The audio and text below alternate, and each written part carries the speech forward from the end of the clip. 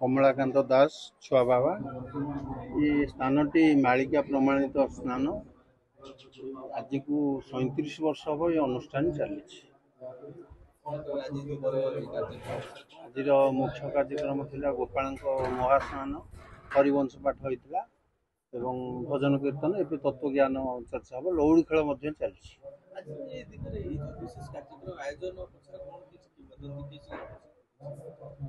क्षेत्रटी आमर अनंत गोपाल पीठ ये ठाकुर बहुत अलौकिक घटना घटी जन्माष्टमी भी बहुत लोग ये ठाकुर दर्शन भी कर स्थान कथा मुझे आज दिन बर्तमान को मानसिक बहुत बहुत भक्त मानसिक पूर्ण होती रोग भी भल ठाकुर विभूति धंडा पाई आरोग्य होती ठाकुर दया वर्षा तो थिला लघुचाप थिला ठाकुर दया वर्षा भी नहीं सुरुखुर कार्यक्रम चलती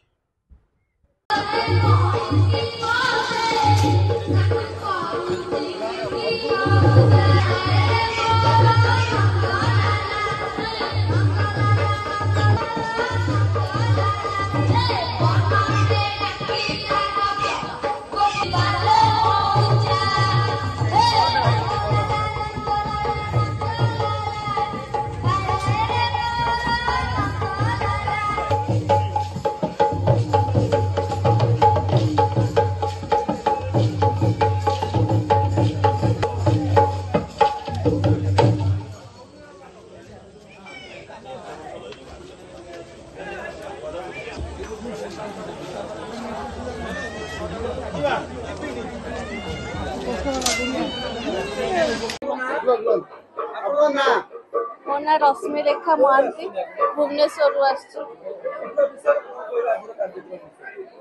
ठाकुर पाखु तो प्रथम मोर हजबैंड मोर पुओ से मैंने आसती सी आरंभ माने बहुत माने कोविड टाइम रु से आसुले जो मंदिर हो नथिला तापरे ठाकुर धीरे धीरे धीरे धीरे मोर हजबैंड प्रति माने गोटे वीक रे थरे से एठिके आसती आउे धीरे धीरे ठाकुर एमती महिमा आम फैमिली जो भल मंद जोटा जहाँ हम आम आंकरी शरण सब ना अजित कुमार प्रधान आज पवित्र जन्माष्टमी उपलक्षे जो आध्यात्मिक कार्यक्रम चली छुआ बाबा आश्रम जगह छुआ बाबा डाकी आसु छुआ अच्छी तो गुप्त खेल करमर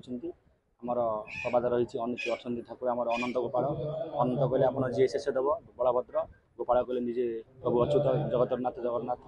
ବହୁତ ଏଠି ବିଶ୍ୱସ୍ତ ରହିଛି କହି ବେଶୀ ହେବ ନାହିଁ ତଥାପି ବହୁତ ଲୋକ ଉପକୃତ ହେବାରୁ ଆଜି ଜନସମାଗମ ଚାଲିଛି। ଠାକୁରଙ୍କ ବିଷୟରେ ତ ସେ ନିଜେ କେବେ କହିବେନି ଠାକୁର ବୋଲି, ଠାକୁର କେବେ ନିଜକୁ ନିଜ ପରିଚୟ ଦିଅନ୍ତି ନାହିଁ। ଆମର 13 ଜନ୍ମର କହିଥିଲେ ମୋହ ଜନ୍ମ ଠାରୁ 13 ଜନ୍ମ ଯାଏ ନଦିଆରେ ଅବତାର ଠାକୁର ଯେଉଁ 13 ଜନ୍ମ ରହିଛି ସ୍ୱତନ୍ତ୍ର ଗୋଟେ ଜନ୍ମ ଠାକୁରଙ୍କର ଏଠି ହେଇଛି ପବିତ୍ର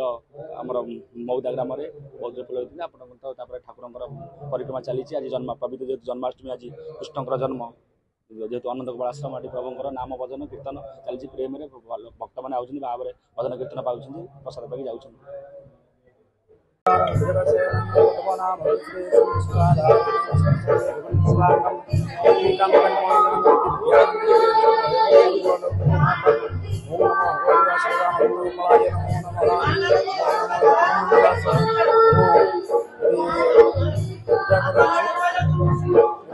प्रत्येक वर्ष परी ए वर्ष भी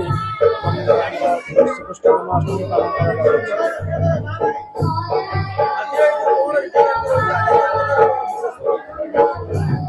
वर्ष परी वर्ष भी हमारा श्रीकृष्ण जन्माष्टमी पालन कार्यक्रम चली नीतिकांति सकाल महास्नान होकर मंगला संपन्न कर ठाकुर नीतिकांति श्रीकृष्ण राति जन्माष्टमी पूजा नीतिकांति आरंभ हम राति 12टा पर आरंभ।